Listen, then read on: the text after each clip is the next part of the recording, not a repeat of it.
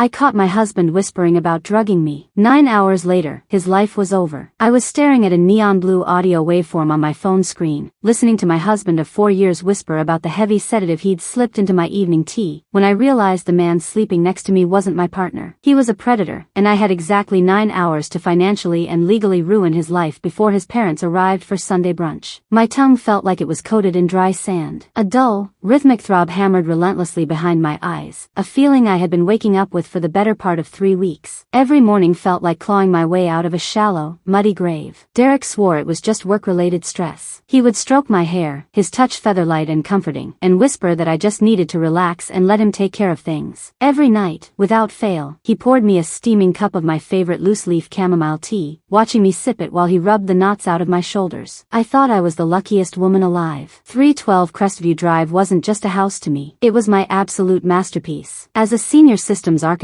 I had spent the last 2 years gutting the electrical framework of the property. I ran miles of Cat6 cable behind the drywall, installed a centralized server rack in the basement, and wired every inch of the property into a closed-loop smart system. Every recessed light bulb, every thermostat, every deadbolt, and every speaker answered to a proprietary command line I built entirely from scratch. Derek used to joke to our friends that the house was my first husband, and he was just the guy sleeping on the couch. A week ago, Derek started complaining about my sleep habits. He put on his best concerned husband face, looking at me with those deep, empathetic brown eyes, and told me I was grinding my teeth violently in my sleep. He claimed it was keeping him up and that he was terrified I was going to crack a molar. He insisted I download an app called Nocturnal Guard. It was a high-fidelity sleep tracking software designed with a highly sensitive acoustic filter. It wouldn't record the whir of the ceiling fan or the hum of the AC unit. It only triggered when it caught decibels above a whisper, specifically tuned to human vocal frequencies and bone-grinding noises. This Sunday morning, I woke up with that familiar, heavy fog in my brain. Derek was still fast asleep next to me, breathing in a slow, even rhythm. I rolled over, blinking against the harsh morning light filtering through the blinds, and grabbed my phone off the nightstand. I opened the app, expecting to see a jagged red line indicating harsh, scraping noises from my jaw. Instead, the dashboard was entirely clear, except for a single, pristine audio file, triggered at 2:14 a.m. Length, 4 minutes and 12 seconds. I tapped the play icon and pressed the phone tight against my ear. There was no grinding. There was only the soft, rhythmic sound of my own heavy breathing in the background. And then, a voice. Low, raspy, vibrating with a smug, disgusting confidence that made the fine hairs on the back of my neck stand straight up. "She's out cold," Derek whispered. My blood turned to ice water. The air in our master bedroom suddenly felt entirely too thin to breathe. I froze, my eyes darting to his sleeping form beside me. He was lying on his back, the blankets pulled up to his waist, completely oblivious to the fact that his digital ghost was currently tearing my reality into 1,000 jagged pieces. "The sedative in her tea works like a charm," his recorded voice continued, adopting a sharper, businesslike tone. "I could fire a gun in here and she wouldn't blink." My vision tunneled. The nausea hit me in a violent, rolling wave. I pressed my hand over my mouth to stifle a gasp, forcing myself to keep listening as the audio clip continued to play. "Listen, the renovation loan just cleared," he whispered into the dark. "I've moved the 80,000 into the offshore crypto wallet. It's done. By the time she realizes the kitchen remodel isn't happening, I'll be in the Caymans with you, Chloe. I've already filed the no-fault papers. She'll get served at the airport." The name echoed in my skull like a gunshot. Chloe. He didn't say some random, faceless name. He said Chloe. The bubbly, overly tactile interior designer we had hired 3 months ago to draft plans for a massive kitchen expansion. The woman who brought expensive fabric swatches to our living room, sipping my expensive wine, laughing too hard at my jokes, and casually resting her hand on my husband's bicep whenever she pointed at a blueprint. I remembered the exact smell of her sickly sweet vanilla perfume. It used to linger in our foyer. Now, the realization washed over me that it had probably been lingering in my own bed. Then, the financial reality of his words slammed into me. The $80,000 loan. My credit score was a pristine 810. Derek's credit was a smoldering crater after a spectacularly failed startup venture 5 years ago. I had sole-signed the massive home improvement loan because he promised he was managing the contractors and taking the burden off my plate. He had placed a stack of papers in front of me after a long day at work, kissed my cheek, and pointed to the dotted lines. He had taken my name, my immaculate credit, and my blind trust, and leveraged it all to finance his tropical getaway with the woman who picked out our hypothetical backsplash. Wait, the real bombshell dropped right here. It wasn't the cheating. It wasn't the 80 grand. It was the first sentence of that recording. The sedative. I slid out of bed, my bare feet making absolutely no sound on the hardwood floor. I walked down the hallway, taking the carpeted stairs 2 at a time, bypassing the living room and heading straight for the kitchen. My hands were shaking so violently I could barely open the pantry door. I grabbed my expensive tin of loose-leaf chamomile from the middle shelf. I dug my fingers into the dried flowers, frantically sifting through them. Nothing but tea leaves. I stepped back, scanning the shelves, my eyes locking onto his massive tub of protein powder on the top rack. The one he was incredibly obsessive about. The one he explicitly forbade me from ever using because it was a highly calibrated, custom pre-workout mix. I pulled it down and popped the heavy black lid off. I plunged my hand into the chocolate powder, digging deep toward the bottom. My fingers brushed against smooth plastic. I pulled out a small, unmarked Ziploc bag. It was filled to the brim with a chalky, pale yellowish powder. I dabbed a wet fingertip into it and touched it to my tongue. The taste was overwhelmingly bitter, a foul mixture of earth and synthetic chemicals. It was a high-dose, concentrated blend of melatonin, valerian root, and God knows what else. He wasn't just cheating. He wasn't just stealing. He was systematically poisoning me. Every single night, he stood in this very kitchen, smiling that warm, boyish smile, stirring a heavy chemical cocktail into my favorite mug to render me completely unconscious. He was drugging me into a stupor so he could conduct his affair and plot my total financial ruin while lying merely 6 inches from my face. The tears I expected never came. I thought I would collapse onto the kitchen island and heave until my ribs bruised. I didn't. Any sadness or grief I possessed evaporated in a millisecond, instantly incinerated by a white-hot, blinding rage. I didn't want to cry. I wanted to watch him burn to the ground. I looked at the microwave clock. It was 6 a.m. I had exactly 5.5 hours until brunch. I walked down into the unfinished basement and sat at my server terminal. The glow of the triple monitors bathed the cold concrete room in a harsh, unforgiving blue light. My fingers hovered over the mechanical keyboard for a fraction of a second before they came down like hammers. I didn't just lock him out of the network. I turned the house into a digital prison. I rerouted the local area network entirely. I changed the master administrative privileges, scrubbing his user profile from the database. I bypassed and deleted his biometric access to the garage, the back patio, and the front door. Then, I opened my coding terminal and wrote a custom execution script. I extracted the audio file from Nocturnal Guard, ran it through a quick audio-enhancing software to isolate his whispers and strip away the background static, and mapped the output file to every single localized speaker in the home. I synced the Sonos soundbars in the living room. I linked the ceiling speakers in the guest bathrooms. I tied in the 85-inch 4K smart TV. I even hijacked the Bluetooth-enabled touchscreen on the Samsung refrigerator. By 8 a.m., I was pacing the kitchen floor, holding my phone to my ear as it rang the bank's 24/7 emergency fraud department. Ma'am, unless there is proven unauthorized access, a cleared loan transfer is final, the representative sighed, clearly reading from a tired script. It is entirely unauthorized, I interrupted, my voice dropping an octave, razor-sharp and absolutely devoid of warmth. My husband initiated a wire transfer to an unregulated offshore crypto ledger without my consent, using funds obtained under entirely false pretenses. I have high-definition audio proof of premeditated grand larceny and spousal financial abuse. If you do not freeze that wallet routing number immediately, my next call is to the SEC, and my third is to my attorney to hold your specific branch legally liable for facilitating a fraudulent and malicious transaction. The representative went dead silent. Please hold, ma'am. 10 minutes later, she came back on the line. The corporate boredom in her voice was entirely gone. The transaction has been severely flagged and the destination crypto wallet is now temporarily frozen pending a full federal investigation. The funds are locked. They cannot be withdrawn or moved. Thank you, I said, ending the call. At 9 a.m., I opened my calendar app and drafted a group text. I added Derek's parents, who lived 4 towns over, and my own parents, who lived just 20 minutes away. Emergency family brunch. 11:30 a.m. at our place. I know it's incredibly short notice, but Derek and I have a massive announcement regarding the house and our future. Please be here. Mimosas are on me. It's absolutely vital. At 9:30 a.m., I dialed the local police precinct's non-emergency line. I told the dispatcher I needed a domestic wellness check at my address at exactly noon. I explained clearly and calmly that I was preparing to serve my husband with a criminal complaint. There was a documented history of him drugging me without my consent, and I legitimately feared for my physical safety once he realized what was happening. The dispatcher took down my details and promised 2 officers would be idling in their patrol car at the end of my driveway at exactly 11:50. At 11 a.m., Derek finally woke up. He came padding down the carpeted stairs, rubbing the sleep from his eyes, looking perfectly disheveled and innocent. Morning, babe. babe," he mumbled, stepping behind me to kiss the top of my head as I scrambled eggs at the stove. "You're up early.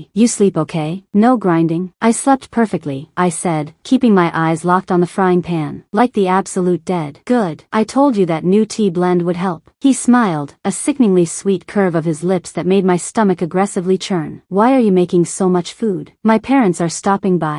"Yours too. I invited them for brunch." He froze stiff, the coffee pot hovering halfway to his empty mug. "What? Why today?" "We need to talk about the renovation," I lied flawlessly, flipping an egg. "I wanted everyone to see the blueprints before we tear the kitchen apart tomorrow." He visibly relaxed, a subtle exhale escaping his nose as his shoulders dropped. "Oh, okay, sure, babe. That sounds great." He was probably thrilled. One last spectacular performance of the dutiful, loving husband before he vanished to a tropical island with his mistress and my 80 grand. By 11:30, the living room was full. My dad was sitting in his favorite leather recliner, nursing a mug of black coffee. Derek's mother, a woman who wore far too much heavy gold jewelry for a casual Sunday morning, was sipping a mimosa on the sectional sofa. Derek was standing by the stone fireplace, leaning casually against the mantel, holding court like a king. He was wearing a crisp white linen shirt, laughing loudly at a joke my father had just made. He looked so incredibly comfortable, so completely safe. I stood by the edge of the kitchen island, looking at the room. I felt the heat rising in my neck. The adrenaline was a heavy, physical weight in my chest, a coiled steel spring ready to aggressively snap.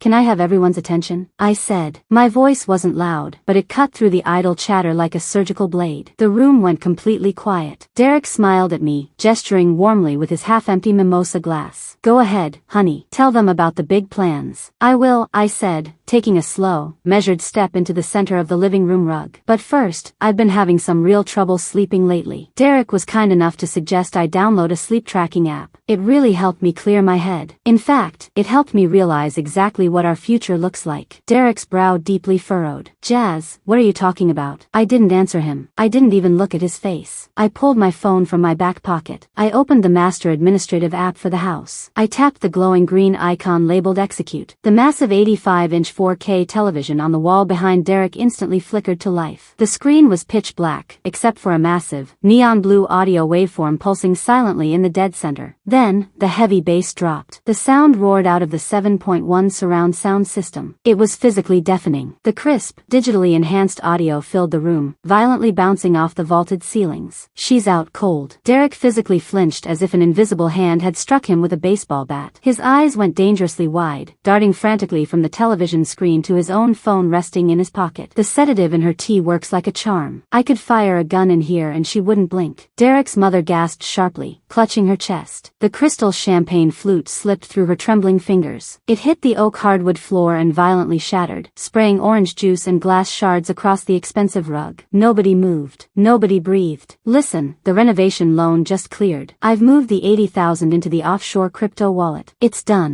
By the time she realizes the kitchen remodel isn't happening, I'll be in the Caymans with you, Chloe." "Turn it off," Derek screamed, his voice violently cracking into a frantic, high-pitched screech. He lunged at the television, frantically pressing his fingers against the manual power button on the bottom of the bezel. Nothing happened. The screen remained entirely locked. "I've already filed the no-fault papers. She'll get served at the airport." Derek ripped his phone from his linen pocket, his thumbs flying aggressively across the screen, desperately trying to access the home network. "What the hell is this?" my father bellowed, standing up so fast he knocked his ceramic coffee mug off the end table. "Jaslyn, turn the fucking TV off." Derek roared, sprinting toward me, his face pale and twisted in genuine, unadulterated terror. "I can't," I said calmly, stepping back as my father immediately moved to intercept him, stepping between us like a solid brick wall. "You've been locked out, Derek. You don't have admin privileges here anymore. In fact, you don't have privileges anywhere." The audio began to loop, his raspy, treacherous voice echoing through the entire house a second time. "She's out cold. You spiked her drink," my dad roared, shoving Derek backward by his collarbone so hard Derek stumbled against the coffee table. "You drugged my daughter?" Derek held his hands up defensively, wildly stammering, the suave linen shirt persona completely disintegrating into pathetic dust. No, Frank, it's out of context. It's fake. She used AI to fake my voice." "Did I fake this?" I asked, holding up my phone screen. I had the banking application open and brightly illuminated. I shoved it directly into his face. He blinked at it, his jaw dropping open. The massive red banner across the top of the screen read in bold white letters, "Account frozen. Fraud alert." "I called the bank at 8 this morning," I said, my voice eerily calm over the booming sound of his recorded voice behind us. Since the loan was entirely in my name, and the funds were moved to an unauthorized external wallet, they flagged it as spousal financial abuse. The wallet is locked down by the fraud department. You can't touch a single dime of that $80,000. Chloe is going to be waiting a very long time for her flight. Derek looked like he was going to violently vomit. His mother was sobbing hysterically on the couch, her hands covering her face, rocking back and forth. Jazz, please, he whispered, his eyes filling with panicked, pathetic tears. We can fix this. Let's just talk in the other room. I reached onto the kitchen counter and picked up a thick manila folder I had printed in the basement. I slammed it flat against his chest. He reflexively grabbed it, pulling it open with shaking hands. What is this? He choked out, staring at the dense legal text. Those aren't divorce papers, I said, looking him dead in the eye, watching the last shred of hope drain from his face. Those will come later. That is a printed criminal complaint for assault by poisoning, regarding the high-dose chemical tranquilizers you've been sneaking into my chamomile tea. Attached to it is an emergency restraining order, signed electronically by a magistrate judge at 10:30 this morning. You're insane, he hissed, the panic finally giving way to a cornered, venomous, animalistic anger. He bared his teeth at me. You can't prove anything. It's my word against yours. Right on cue, 3 heavy, authoritative knocks echoed from the front door. I pulled a small remote fob from my pocket and pressed the primary button. The heavy smart lock on the front door audibly clicked open. The door swung wide, revealing 2 uniformed police officers standing on the front porch, the morning sun gleaming off their badges. We got a call for a domestic wellness check, the older officer said, stepping into the foyer, his hand resting casually on his utility belt. He looked around the chaotic room. He saw the shattered glass on the rug. He saw my father standing over Derek with clenched, shaking fists. He heard the audio looping heavily on the television for the 4th consecutive time. The sedative in her tea works like a charm. The officer looked directly at Derek, his expression hardening into stone. Sir, I think you need to step outside with us right now. Derek looked at the cops, then at his hysterically sobbing mother, and finally back at me. The absolute, crushing defeat in his eyes was the most beautiful, satisfying thing I had ever witnessed in my entire life. The brunch is on, Derek, I said, my voice echoing loudly as I addressed the stunned room. I looked back at the man I used to love. Your bags are already packed and sitting in the driveway next to the patrol car. I didn't pack your renovation tools, though. I'm keeping those. I have a hell of a lot of work to do on this house now that the trash has finally been collected. They escorted him out into the glaring sunlight in his crisp linen brunch shirt. His hands were cuffed tightly behind his back 10 minutes later, right after the officers found the hidden baggie of chemical powder buried inside his protein tub exactly where I told them to look. Because the high-definition audio proved extreme premeditated financial fraud and malicious physical intent, the ensuing court battle wasn't a trial, it was an absolute slaughter. The presiding judge awarded me 100% of the home's equity, and Derek was legally saddled with the entirety of the remaining loan balance as a punitive financial settlement. He barely avoided serious jail time by pleading out on the assault charge, but he is currently bankrupt, living in a cramped 1-bedroom apartment over a noisy bowling alley. Chloe blocked his phone number the exact second the crypto wallet was officially seized by the bank. These days, the house is incredibly quiet. The smart locks automatically engage at 10 p.m. The security system arms flawlessly without a single error code. And the absolute best part? I sleep perfectly through the night. I wake up feeling rested, clear-headed, and alive. Am I the monster here for completely destroying his entire life in front of his family, or did he get exactly the brutal reality check he deserved?